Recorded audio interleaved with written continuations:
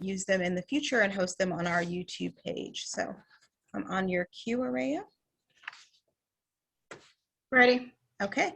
Awesome. All right. Well, good afternoon, or actually good evening, everyone. My name is Zenobia Harris, and I am the CEO for the Kent Chamber of Commerce.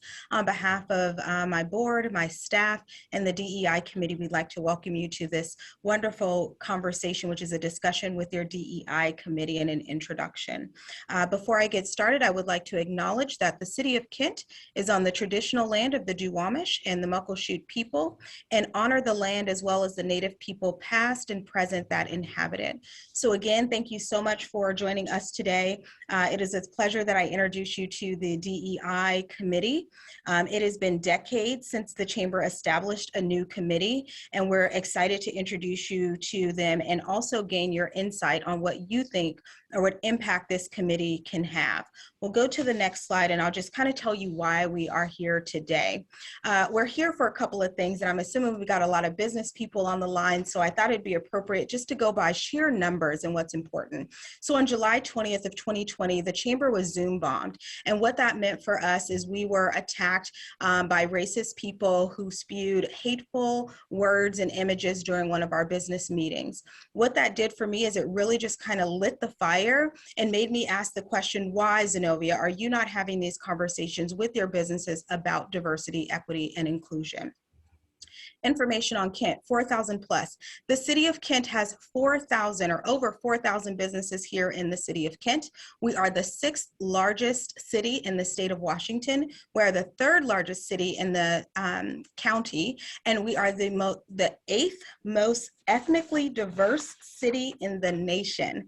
And so my question to you is not why, but why not?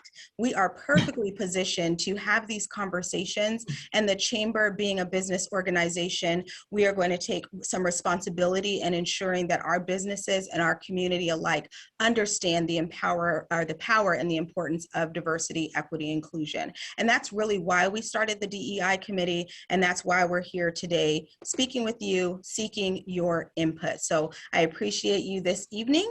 And next, what I would like to do is introduce you to our co-host for the event. There are our co-chairs for our DEI committee, Suzanne and D'Angelo. Hello, my name is D'Angelo. I am the sales manager with Northwest Industrial Staffing. I am also the board president-elect of the Kent Chamber of Commerce, and I'm also the co-chair of the DEI committee. The reason why I joined the DEI committee is because, well, there's really no one answer. I wanted to create or help create a welcoming culture for all that visit the Kent community. And I wanted to have the opportunity to be a part of a positive movement. So that's why I joined the DEI committee, and thank you for coming. Here's Suzanne. Hi, I'm Suzanne Cameron. I'm the president and designated broker of Around the Clock, Inc. We're a residential property management company. I've experienced gender bias over the years as an office manager, as a business owner, and even when I purchased my first home. And as a real estate broker for over 40 years, I've had to deal with people who have had racial bias. And so I am very sympathetic and very much appreciative of this committee, and I'm excited to be a part of it and to see what we can do to help our community. Thank you. So together we created a DEI value statement, and it reads like this. The Kent Chamber DEI Committee's purpose is to advance the equitable treatment of all people and to celebrate diversity, equity, and inclusion by creating a welcoming culture. We do this by educating the community and recognizing the value of each person. And we came out with an acronym to kind of shorten that. It's called ACE, Advance, Celebrate, and Educate. Thank you.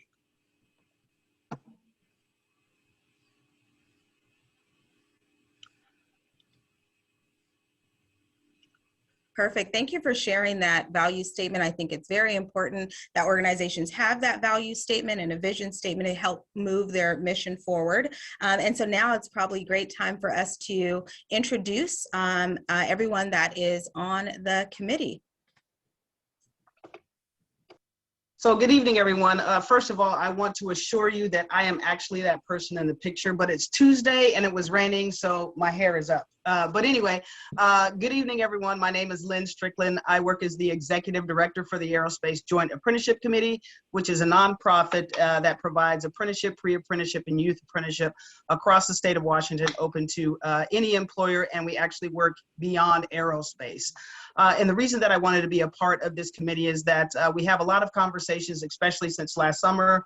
In my life, I've been having it way before last summer, but having conversations around diversity, equity, and inclusion. I wanted to be a part of an action plan. So not just to talk about it, but be a part of a committee in a community that is actually having real conversations and having action plans. But I also wanted to take what I've learned in this committee and what I've learned from employers and in the city of Kent to be able to take back to my workforce that I work with, and also with the 200 plus employers and growing that we work with across the state of Washington. So I am happy that you all are here. Thank you for being here. And we will go to the next committee member.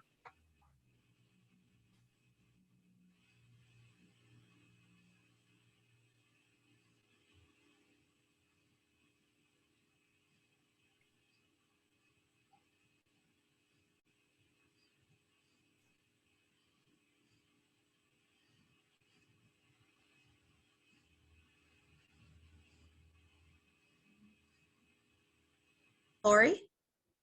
Yes. Hello, everyone. I'm Lori Fort Harnick. I am the president and CEO of Goodwill of the Olympics and Rainier region. We are based in Tacoma. We do cover 15 counties, including South King County. And the reason that I'm part of this group is because as a member of the Kent Chamber of Commerce, we are ourselves going through a journey to become an anti-racist organization. And we believe that not only do we need to do that work within our organization, we need to do that work within the community. And I thought this would be a great opportunity to work with others in Kent to advance anti-racism, diversity, equity, inclusion throughout the committee. And I'm very happy to be here. Thank you.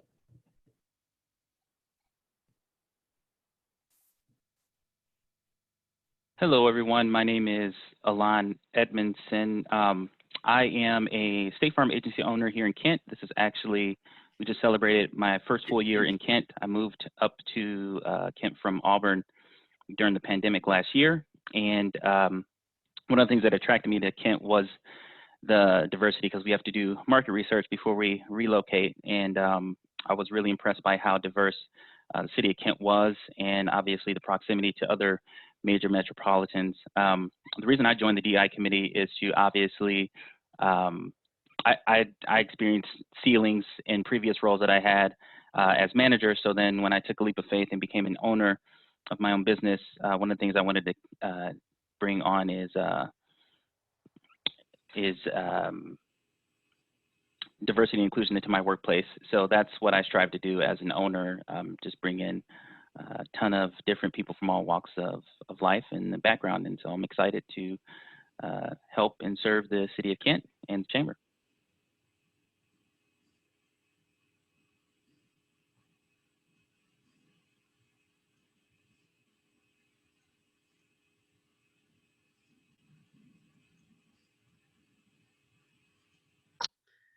Dr. Baum is just getting on, so let's go to Jim, and then we'll go back to Dr. Baum. Good evening. Jim McGinnis, Kent Community Foundation and retired Boeing engineering manager. Last year when I was watching a lot of news with all the things going on in the streets and whatnot, I was watching one night and Joyce Taylor and Dennis Bounds on Channel 5 were talking, and Joyce was talking about how she has to train her boys when they go out in the world. And before the two of them were done, they were both crying. Later, I think in the same program, Ron Sims, ex-county executive, Obama appointee, was talking about how he went through kind of the same things with himself and his family. And I thought to myself, what can I do about this? And then I saw this committee being found, and so I signed up so I can find out if there's anything I can do.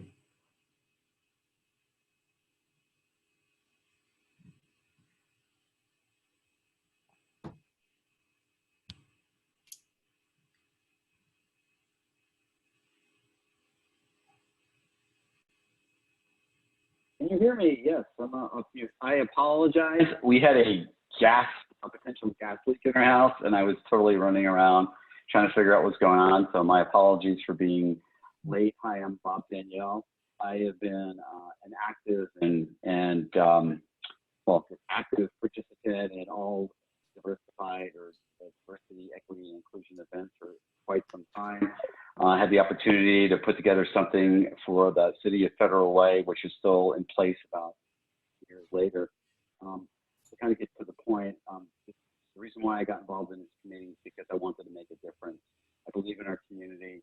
I've said this before, I'm a big fan of Zenobia Harris, who's the CEO of the Chamber, and anything that I can do in my power to help, create an environment that is both healthy and safe and equitable for all parties is really why I want to be part of this committee, and I'm here to help. So, again, my apologies for being late. I'm just so glad that nothing exploded at my house today. So thank you.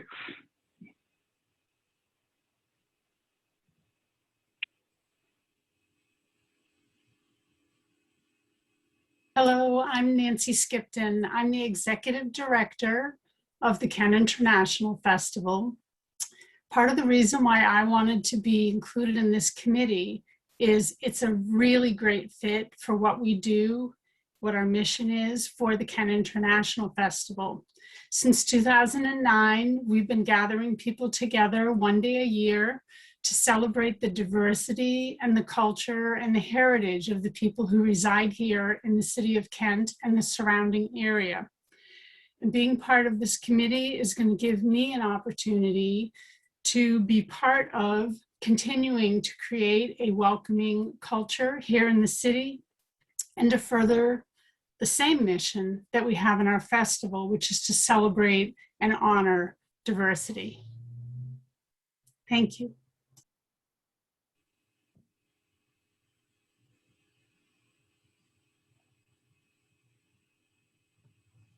Hi, my name is Kevin Tubbs. I'm the general manager of Staples 1319 in Kent, Washington.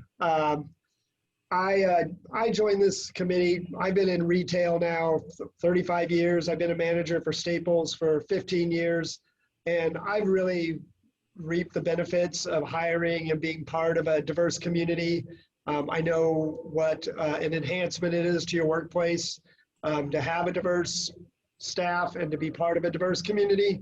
And I also joined the committee personally so I can learn as well from everybody else and from the community. And so, yeah, I'm just very grateful to be on the committee and look forward to working with everybody.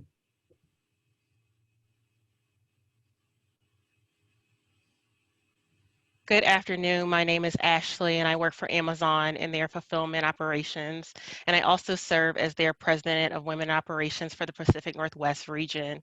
And the reason I joined the DEI committee here is because my goal is to continue to find ways to diversify our workforce and to create an inclusive work environment for those individuals that work within them. And I think the best way to do that is by continuing to partner with entities like this one.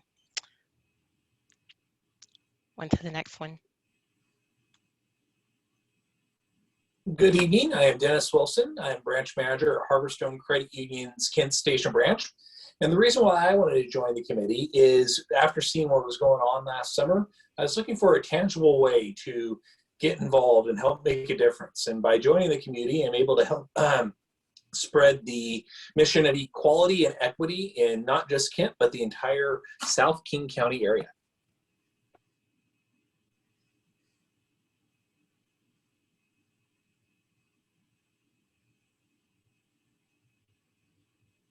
Hello, everybody. My name is Andrew Kim, and I'm a financial advisor for Edward Jones. And I'm excited to be a part of this committee because I believe it is very important to educate people about this topic. And I recently moved here from Wisconsin because of the many diversity and culture that this community offers. And after witnessing so much hate and discrimination this past year, I finally got the courage to stand up for something that is bigger than myself. And I'm very excited to be here and hope that I can better this community for the future.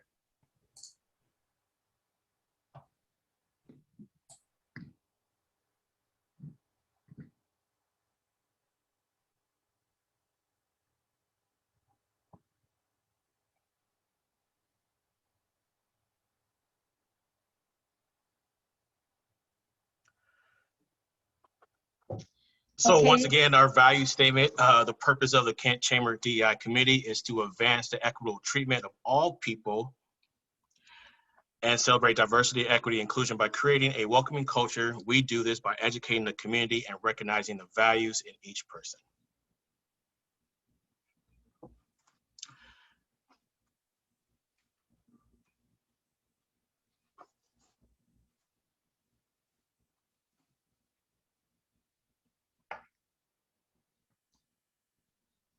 So as I understand it, we're not going to actually go into any breakout rooms, but we do have a series of questions that we would like to ask the attendees and encourage them to give us their feedback. So we have 3 sets of 3 questions, and let's start with the first group of 3 questions.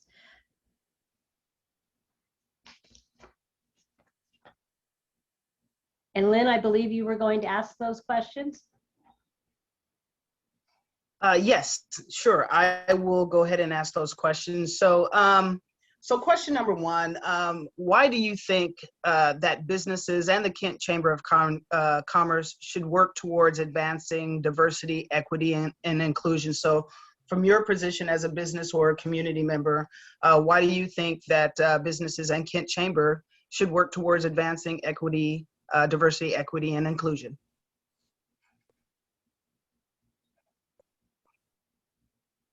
Would someone like to answer that? Sure, I will. Okay. I'm Dave Skipton. I'm with Successful Business Dynamics. As a business, I'm also part of the Kent International Festival. Key thing on the point for this committee, or my viewpoint, is simply that our strength, not only as a community, as a business community, as a nation, is our diversity. We do as well as we get along and keep on the same message. Our survival, let's face it, we talk about a lot of things, climate change, we talk about justice, we talk a lot of things. These are big problems that man faces, not only as a community here, but all around the world. And the bottom line is, we're only going to solve those problems if we solve them together. So we need everyone. Good point. Thank you, Dave. Would someone else like to share their idea on this question?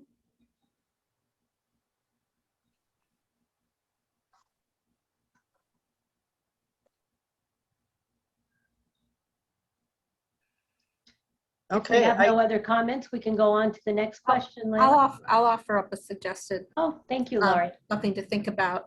I think when you think about the role of business in our communities, whether it's the Kent community or any community, business is very influential economically and socially.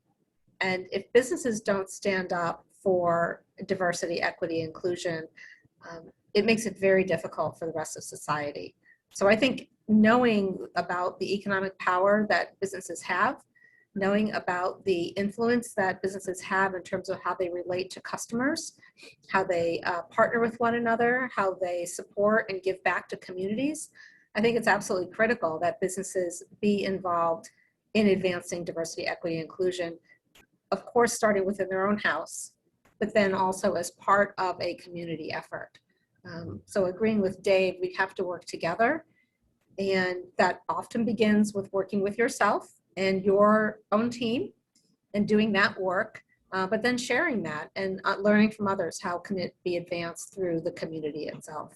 So I think it's critical, and I'm really, really pleased that the Kent Chamber is doing this work. I agree. Thank you so much. I will offer that I know my company is very diverse, and I really appreciate it. I get a lot from it. We're all very productive and work well together because of it. So Lynn, can we have the next question? Sure. What aspects of diversity, equity, and inclusion have been challenging in your community or in your work environment?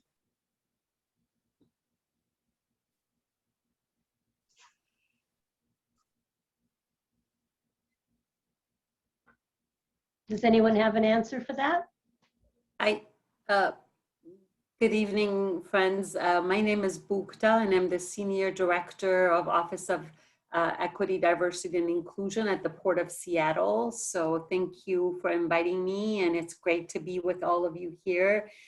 The Office of Equity at the Port also oversees the Office of Workforce Development, which means that we're looking at the impact of COVID and the economic impact of COVID in communities of color very closely. And we've of course followed the really huge rise in unemployment in South King County especially, and looked at the specific communities that have been impacted the most. And the port is really been thinking hard about our recovery efforts and about how to go about creating new jobs, but also really think about how important it is for us to move people out of just minimum wage jobs, which we have a lot of at the airport, of course, specifically. How do we design strategies to move people into living wage jobs? And I think this COVID of the impact of COVID for the last year and a half has really highlighted the inequities that really existed in our communities already, and the huge divide, and how do we go about, looking at the port's investments? What amount of money do we put into putting people into jobs in minimum or entry-level jobs, let's say, and what amount of money are we putting into upskilling and moving people in the pipeline? When you look at those investments, we don't really have what I would call an equitable framework. So really thinking about how do we shift and look at those efforts much more in the coming years. Very good. I have something. I work for the American Cancer Society, and one of our big initiatives, not just of this year, but definitely putting more emphasis on it in the past year, is making sure that we are getting our resources, getting our patient programs out to everyone in the community, and being able to reach other portions of the community. When we talk about our community outreach programs and our fundraising programs, our demographic is very largely 40 to 60-year-old white women. And how do we reach those other communities? How do we get them engaged? How do we get them the resources, especially when you talk about how many people lost healthcare in the last year, and cancer screening rates are declining with all these people missing their cancer screenings? How do we reach them? How do we give them the information, tell them to get back in and get those treatments? Or to get those screenings, because we are currently estimating that an additional 10,000 deaths are going to be caused by just delay in cancer screenings in the past year. So our biggest struggle right now is just how do we get to the communities that are lacking those resources and just lacking the information. Thank you. Hey, Ann, can I ask a follow-up question? Yeah, please. How have you all been targeting those populations that you've been getting? And is there something that you've seen from the Kent that we could do to facilitate that in any way? Honestly, I've been having a hard time. Our reach just in general, we've been reaching out to different community health organizations and trying just to get our resources out to their patients. I think one of my phone decided I'm at 10%. One of my most difficult things is there are so many people who just don't have access to healthcare. And one of my biggest connections is through healthcare programs. And those are the people that aren't visiting, aren't reaching out to them. So how do I get in through that? Going through different Facebook groups and different Instagram groups and just trying to reach people different ways. But honestly, I am very much looking for ways that I might be able to get that information out. I know we have a really big return to screening program right now, and I keep meaning to send it to Araya. So sorry, Araya, I want to send that to you to get that out in one of the newsletters potentially about our return to screening initiative right now. But I would love any kind of suggestions about how to reach other communities, any kind of community groups that I could get into just to share resources. Okay, yeah, and I'm just asking because that's one of the reasons we're having this dialogue is so we could be thinking outside of the box on ways that you all are doing business, but how we could be supporting the community as well. So thank you for sharing. Thank you. Thank you. So I would like to, I'd just like to just kind of throw this in here. You know, I know that they're currently not working with anybody, but sometimes employers have employee resource groups that they work with that do a lot of outreach. So ERGs are one way to try to look at that. The other pieces that you might want to consider is, Comcast. Like for example, they have a community calendar that they'll scroll or they'll shoot out information out for free. The chambers have been a great source. I use a lot of different channels to get our messaging out. Facebook groups are great. The other thing you might even want to try, even though they may not be connected, is and I'm a big believer in ageism, which is another part of the DEI initiative, as well as able-bodiedness that we don't talk about very often as well, is to try like AARP groups, because they do a lot of outsourcing, a lot of research, a lot of different events that they do in local communities, and it may be a place that you could try if you haven't done so already. Thank you, Bob. And another thought, of course, is to work with organizations that are focused on serving those communities for all issues. I mean, like the Council de la Raza for the Hispanic community, the Tacoma Urban League, the Seattle Urban League, the Korean Women's Foundation. So there's so many of those groups. I don't know about the Seattle area, but here in Tacoma, we have the Tacoma Community House, and that focuses on refugees and immigrants. So I would seek out those nonprofits that are serving those communities, and they would, I imagine, be delighted to receive your information. Okay, thank you. This is Karen. This is Karen Williams, and I thought I'd just jump in. I'm the executive director of Trillium Employment Services.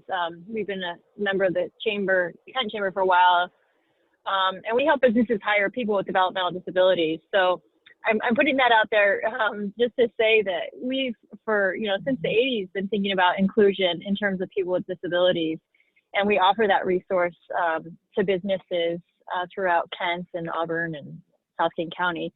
But I joined the call tonight because I wanted to be part of thinking more broadly about our work in race equity. So yes, ableism was mentioned by the previous speaker, and but I think, you can't see me because I'm on the phone, but I'm a white female, which is very common in nonprofit leadership. But, we're looking both internally at how we can address race inequities in our leadership and development of staff in our teams, but then also in how we serve clients. And so I think I'm really excited to see what the Chamber does with this group so that we can all learn from each other. And I think there's different practices that each business might be using that we could learn from each other and try new strategies, both for our external services and customers and business development, but also internally for how we build our teams, since we all recognize that we benefit from that diversity. Yeah, we do benefit from it. Thank you. Lynn, do you want to ask the next question? Sure. So the next question is, how can the Kent Chamber create a more welcoming culture for existing and new members? And one of the things, there was somebody on this call that I'm not going to name names, but she said that when she joined the Kent Chamber, it wasn't as welcoming for her. So we want to make sure that with new and existing members, how can the Kent Chamber be more welcoming with regards to diversity, equity, inclusion, or different businesses that operate in Kent? Thank you.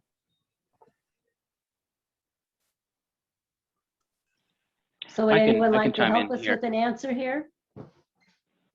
Yeah, I can chime in here.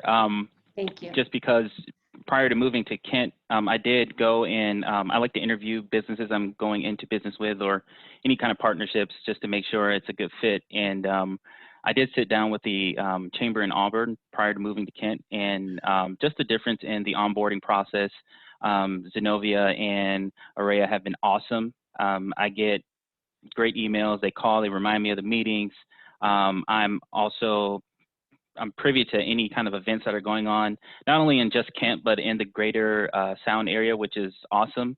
I'm always getting invites to Zooms and opportunities to be a part of other groups and different interest groups that, as a result of the chamber, I wouldn't have had before. So I'm most definitely grateful. I'm an advocate for Kent Chamber.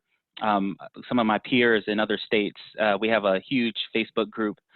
So like 600 or 700 agents, and one of the common complaints that that they have is that they don't have that they don't have an active chamber, or they don't have a chamber that really looks out for them or gets them involved in the community. Because at the end of the day, you know, there has to be kind of, you know, give and take with your chamber experience. And I think that both Zenobia and Araya have done a really good job, a great job actually, of making sure that I can be plenty busy with both my business and business of the city. So I guess that wasn't a complaint. That was more like a big ups to Zenobia and the team for being an awesome chamber. So I guess maybe I ask totally somebody else agree a with question. you. They are an awesome team, but what can we do as individual members to make this feel like a more welcoming culture? Does anyone have any ideas about Can that? I chime in for a moment? Sure. Okay. One of the things I've recently been reading a book called Super Capitalism, and it's got me thinking in different ways. One of the things for business people, and let's address it as business people, most of us as business people are interested in our bottom lines. Okay, it's just a fact. Most of large business, that's what they look at. They look at what's going to help the consumer, what's going to help the investor, because that's what we're looking at. In the chamber, and I have to say Zenobia and Araya do it better than anyone I've ever seen. And that is, we have, as business people, we also have to realize we have another hat, and that is citizen. And as a citizen of the area, as a community member, that's where our hats come together. You know, we're not only in business for ourselves, for our employees, for our investors, but we also have a real responsibility for the community that we serve. Mm-hmm. And like I say, Zenobia and Araya do a great job of communicating that. This committee is a very good example of it. And it's something that I think it's just as committee members or as chamber members, it's something we just need to keep in mind and act on. So how would you keep that in mind? Well, when you're looking at your bottom line and you're looking at, well, for example, we all go out and we're always looking for deals as consumers. One of the things that my wife and I try to do is we try to look at who in the community can provide that service. They may not be the best deal, but if giving my business to that other group means that they can pay more for their employees, or they can get their business or their supplies from someone else, that's a chamber, that's a community responsibility as a business owner. Okay, thank you. I can just chime in just a little. My name is D'Angelo. I am the sales manager, Northwest Industrial Staffing. I've been a part of the chambers for 5 years, going on 6, I believe, 5 years, and it has became it's went a complete 180. It's totally different from when I first joined the chambers. I don't believe it was. I can only speak for myself. I don't believe it was quite a welcoming culture when I first joined 5 years ago. And I would go to these events and I didn't feel the energy. I didn't feel welcome there.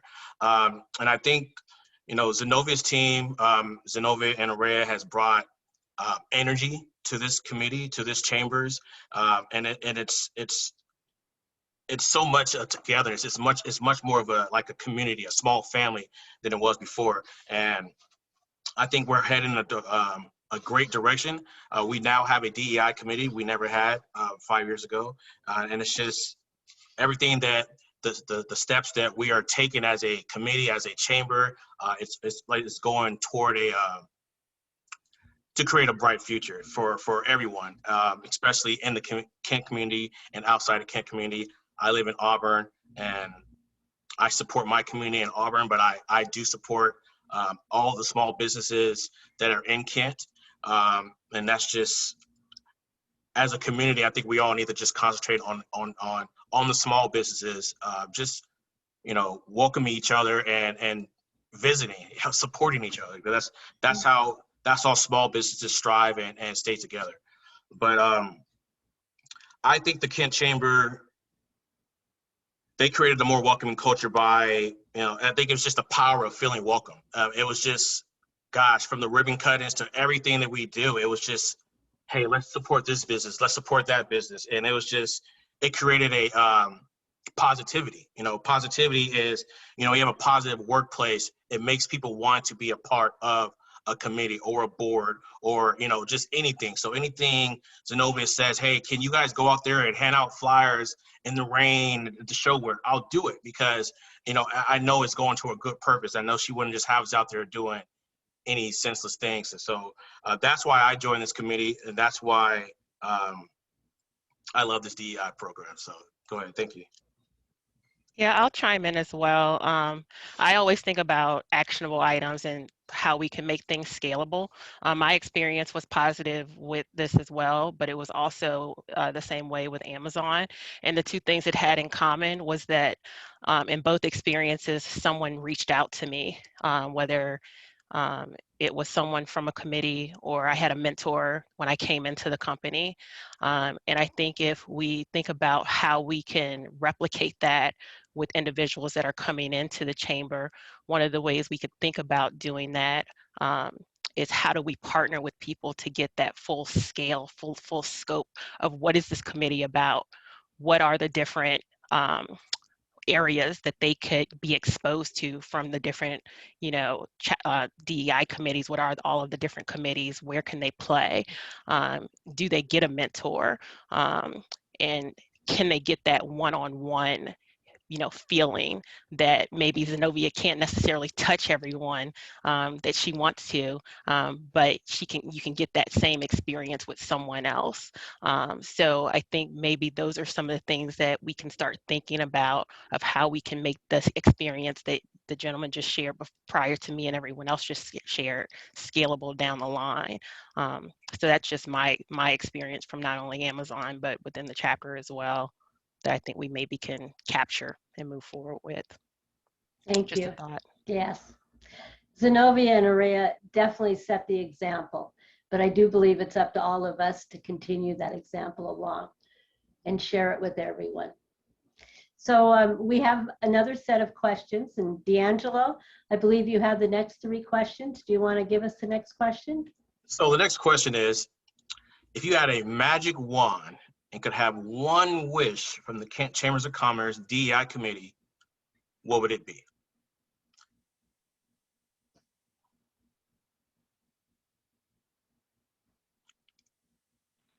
Anyone? Okay, here we go. Don't let off the gas. And by that, by what I mean by that is a lot of times I think, and I think I mentioned this on another call I did with you, Zenovia, but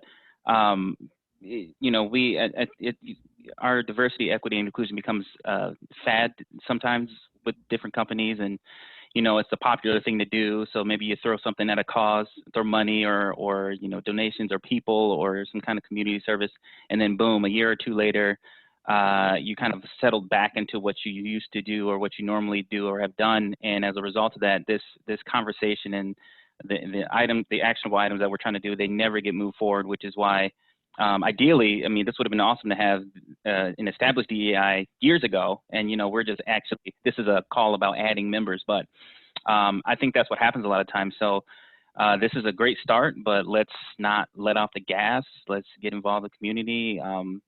Use us, use this board, and, let's just keep moving forward with what we're doing, because I think this is a great start. Good point. Good point. Thank you. I would also just, go ahead. Go ahead. Hi, my name is Mavish.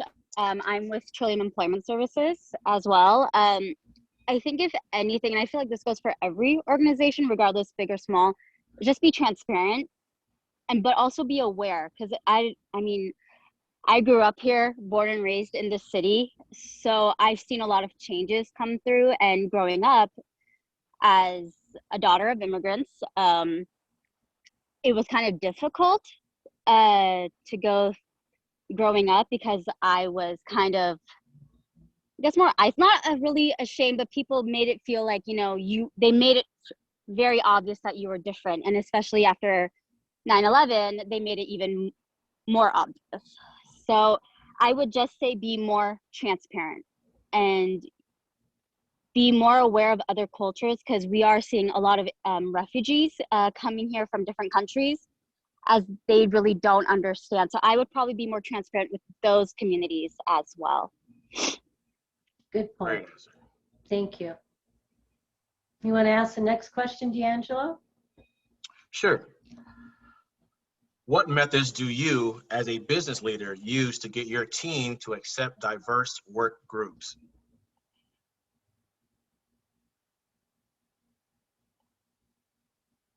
I actually, I involve my team in, sorry guys. I involve my team in the hiring process. So they actually hold most of the interviews. I don't really talk to a candidate until they're at the end of the interview process. So one of the things I do with, as far as like sourcing staffing, most of my job posts will have what backgrounds I'm looking for, just based on where we're at. So we do have someone from Guatemala that works in my office, an African-American female, and then I have a Caucasian female that works in my office. But in previous years, I've had someone that was that was Russian. I'm always targeting people of Pacific Asian descent, and even white people. I mean, I will take everybody that wants to be here, because essentially I want to have an office that is reflective of the community. So I have them involved in the hiring and interview process. And if they like a candidate, we talk about it and we try to get as visual as possible, because, fit is important. But, at the end of the day, I think getting the team involved in the interview process and letting them understand that what we're trying to accomplish as a small business with diversity is really important to me. Thank you. And just to piggyback on Alon, at Northwest Industrial Staffing, we are a woman-owned minority business. And I had the opportunity this year. Our whole staff is minority, African-American, and honestly, and it's a great feeling to sit around and say that you are for the community, and we are. We serve the whole Kent and beyond, and we get a chance to see the different cultures that come into our office that they're not intimidated or scared to have conversations with us. We take our time and we understand that there are different backgrounds, there are different the way they speak, the way they communicate. So we take our time and we treat everyone equally, and we continue to go ahead and supply those jobs, because there's a job out there for everyone. So everything Alon just said at State Farm, we do the same thing at Northwest Industrial Staffing. I know we also have cultural ambassadors, and we educate our managers on the different cultures. So like recently, we just all were educated on Ramadan. We put up the tents, we all learned the times, so we could be respectful and understanding of what that meant. So I think it's important for our team members as well as our managers to understand the different backgrounds as well. So that was a big one for us. Does any other employers here have any methods they'd like to share with people?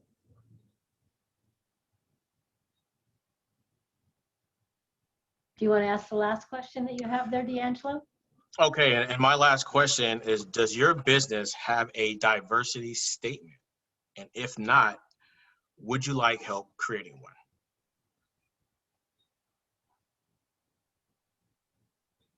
I don't, honestly. I mean, I'm the diversity in my office as a African American business owner. Like I said, I guess I never really thought of that. And so, yeah, I wouldn't be opposed to getting some assistance or advice on that. Okay. Transparent moment.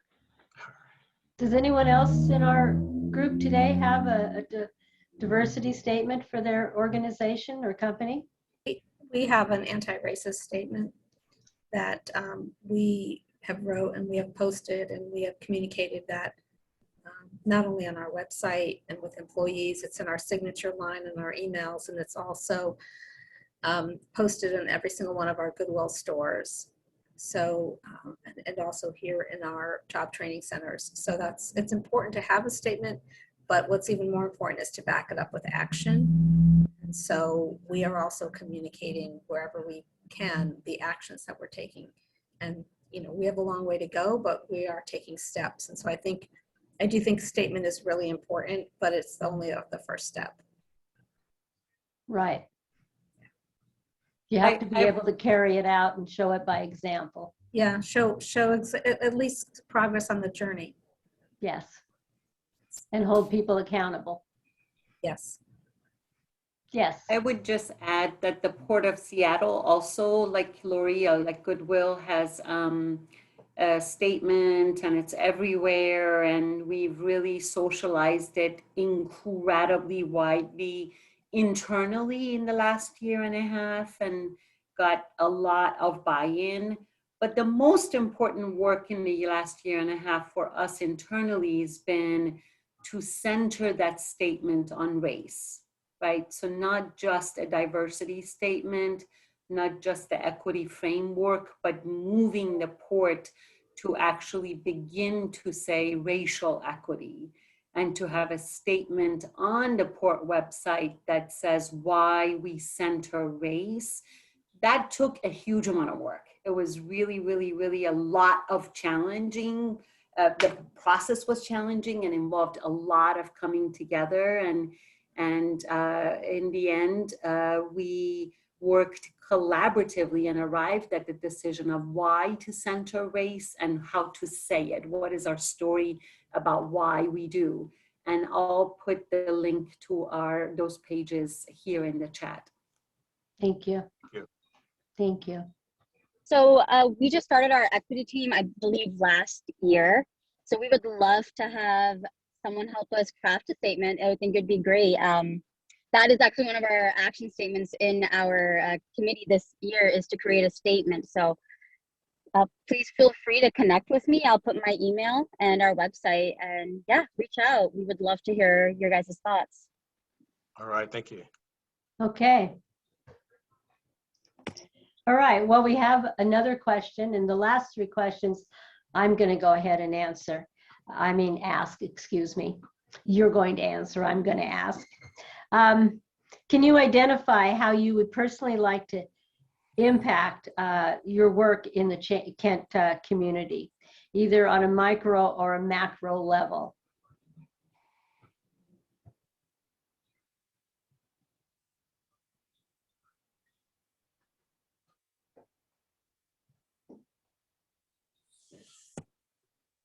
I can answer that. Well, I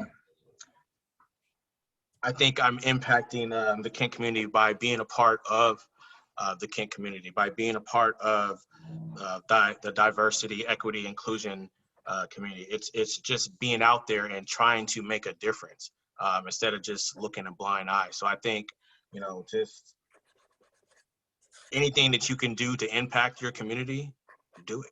You know, there's no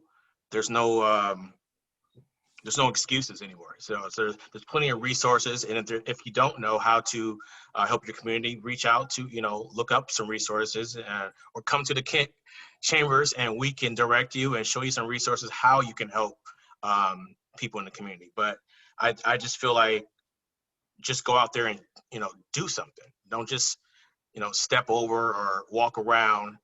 Just make an impact if you can. Speak up, right?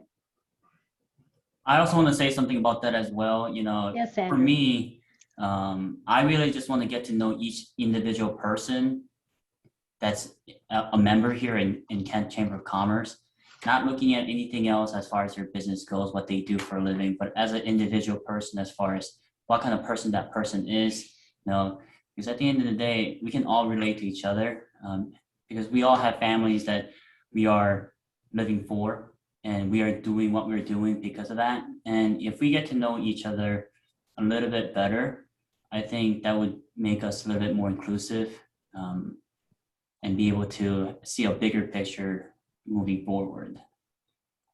Good point. Thank you.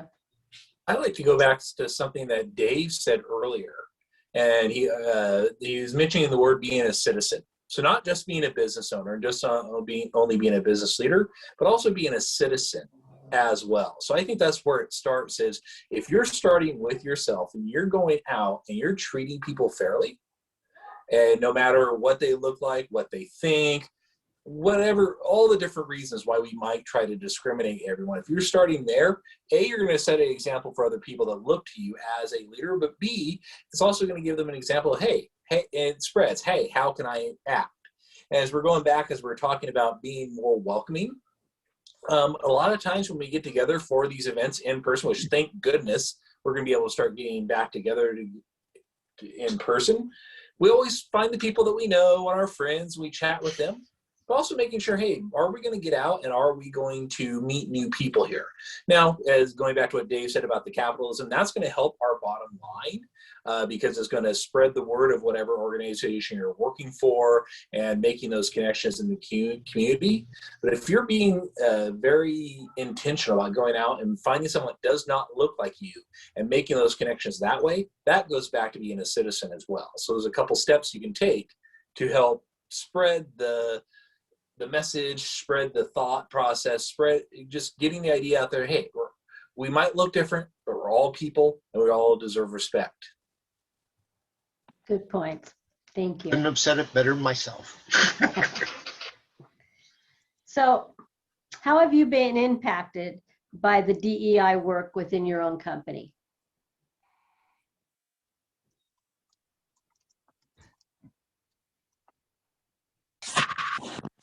This is Karen Williams. I can speak again.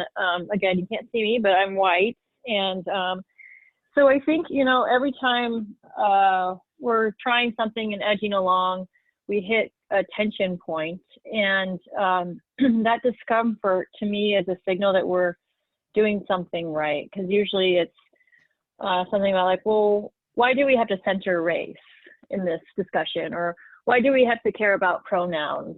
Why do I have to put my pronouns on my business card? I know what I am. And so I think that every time we get to those rough patches, it's a sign to me that we're doing something right. And for me personally, just being aware of when I'm experiencing that discomfort, what my role is as a leader or what my role is as a white person learning. I just think all those things are helpful to dive deeper as a human into my own journey on equity work. So I just offer that vulnerability to say that I think that helps all of us if we can come from a place of learning and accepting people where they are, being willing to be in those hard conversations and be a good listener. Great, thank you. Does anyone else have an answer for this question? I have an answer for it. My name is Darius. I am the recruiter with Northwest Industrial Staffing. I had joined this meeting a little bit late. I had another meeting earlier, but definitely seeing like D'Angelo was saying, seeing and being impacted by the diversity work that NWIS does, that it definitely empowers me to go and do that same work and do more of that work. I actually don't live in the city of Kent, but I work in Kent, and I do a lot of outreach in with local businesses or just local organizations that I want to put, things like job flyers or just getting the word out. And definitely, like D'Angelo says, I have come in contact with a lot of people that do look like me and people that don't look like me. And based off the work that has impacted me, being a part of NWIS, I just feel a lot more empowered to get out of my comfort zone and, come into those rough patches that, where I get a chance to treat people fairly that don't look like me. So I feel like being a part of the diversity work will empower me to do more of it. Good point. Thank you. So what are some creative ways to proactively source candidates from underrepresented communities?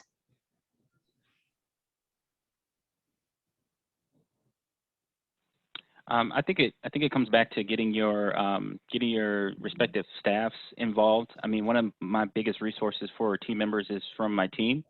And a lot of times, most of my team members, their friends may look like them, or they have a diverse group of friends. So I usually get to get a really good dive into diverse candidacy pools as a result of that, using them as a resource.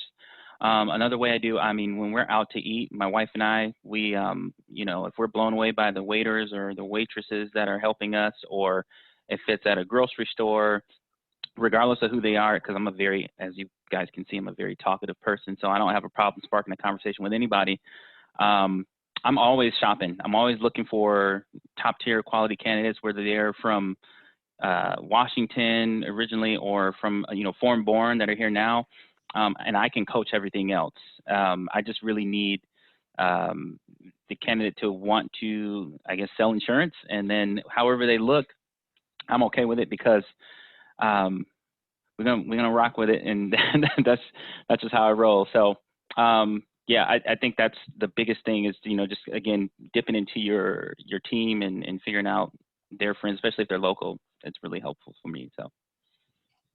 And I did post a link, State Farm's, I'm a contract with them, but we did hire a chief diversity officer last year. He's the first one in the company's 100-year history, 99-year history. So State Farm is definitely about diversity and inclusion. So when you guys get a chance, check that link out. Right, thank you.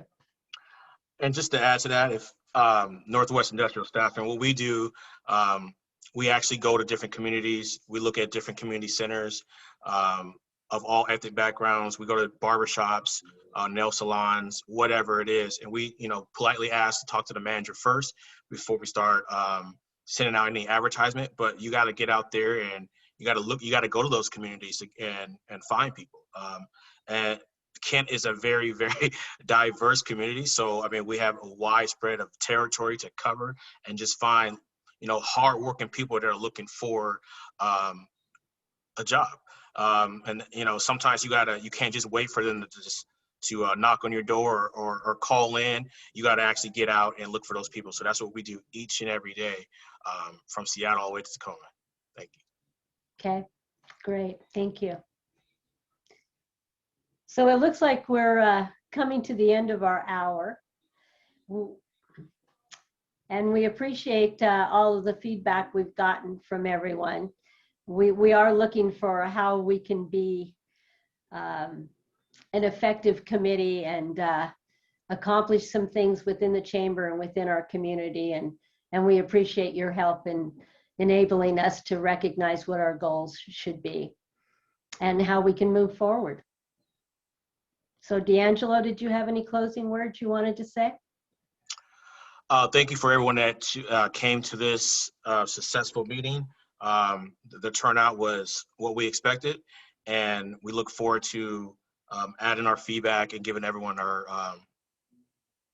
gathering your feedback and letting you know what we're going to do in the future. So thank you very much. Zenobia, you have some closing words for us? Yeah, we'll start with Ashley, and then I'll go into my closing comments.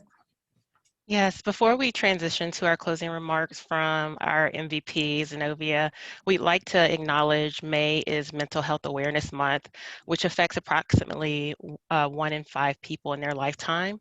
The goal of this awareness effort is to shed light on the issue and reduce the stigma associated with mental health problems. In an effort to support that cause, we've gathered resources that you can find on our local site, as well as what you see here. So we will provide that link in the chat, and you can check out those resources at our site as well. Back to you, Zenobia. Thank you. Thank you. All right. Well, if you can't see my smile, is my camera on? I am just smiling from ear to ear. I absolutely love this conversation, and I'm glad we were able to we had a small group, but everyone was able to give their input, and I really just appreciate you all being here today. Some of the things that, kind of stood out to me, I know in our other format, we're going to do some wrap up, but there are some things that not only the chamber can do, but your organization can do as well, quickly to actually move the needle. And I think that that's important. So Bukta put some great resources and information into the chat, and I've kind of taken that information. And so one of the things, that kind of stood out to me is it's communication, transparency, all of those words were used multiple times. And what that means is part of our job is just making sure that we are communicating, gathering resources, and getting that out to the greater community. So we're going to take all of the comments and questions and everything that you have and get that back out to you. My BOLO for the day would be to look out for upcoming events. The conversation will not stop here. And with Alon's words, we are going to go all gas and no break moving forward. We have no intention on stopping. And so what that means is we have our Black in Business series. If you guys joined us in 2020, we have some great resources and conversations in our Black in Business series that we're going to restart in 2021. And then we are going to go ahead and start our implicit bias series via the chamber as well. So be on the lookout for that, for your employees to join, also for community members to join.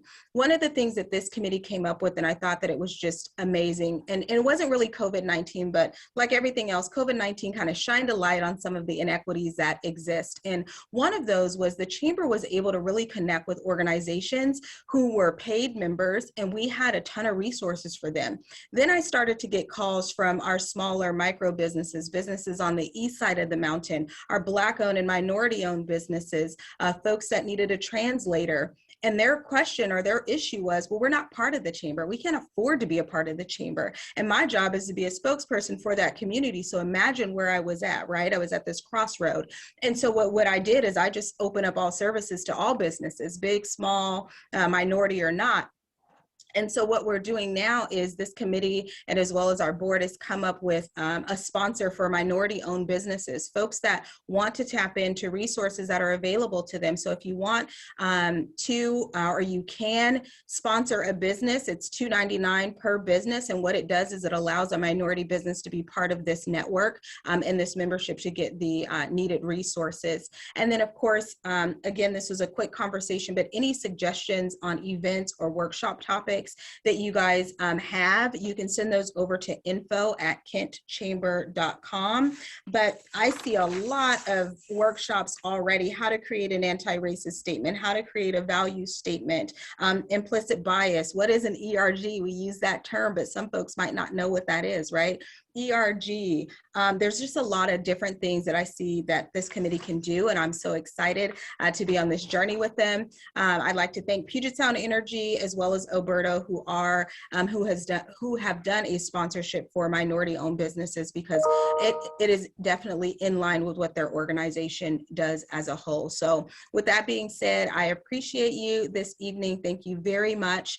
And both Araya and I appreciate all of the kudos. I was feeling a little uncomfortable there for a second, but we appreciate the kudos, and our job really is to make sure that we continue to do the work. And so I appreciate you guys letting us go over about 10 minutes, and we will see you in the real world and the virtual world sooner, probably. All right. Thank you. Thank you, everybody. Bye. Bye.